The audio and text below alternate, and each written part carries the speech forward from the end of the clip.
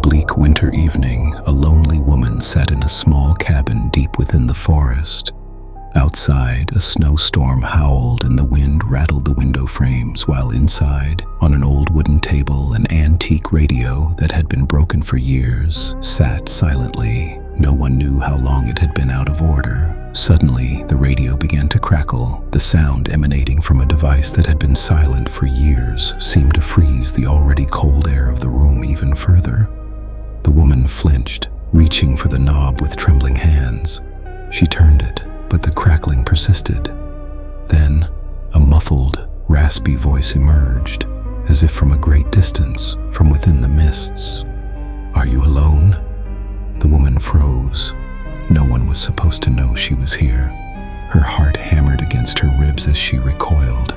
This had to be a joke. But who?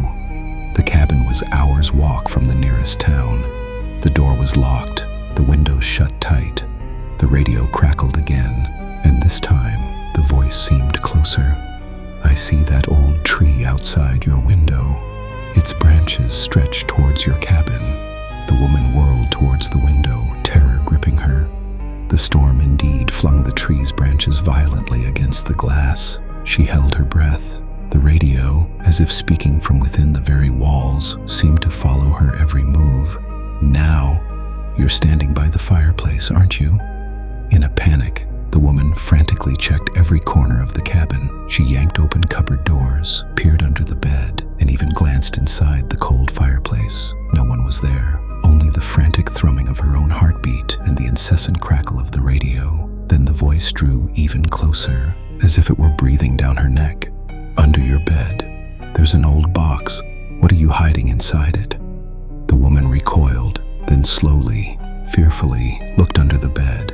There indeed sat an old, forgotten box. With trembling hands, she reached for the box. The radio this time seemed to echo from every wall of the cabin. No longer a whisper, it had transformed into an ominous, guttural growl. "You found me." The box was covered in a thick layer of dust. When she opened the lid, inside lay only a rusty radio antenna. At that exact moment, the pervasive crackling that filled the cabin abruptly ceased. The woman's gaze darted from the antenna to the radio on the table, and it became horrifyingly clear that the source of the voice had been there all along.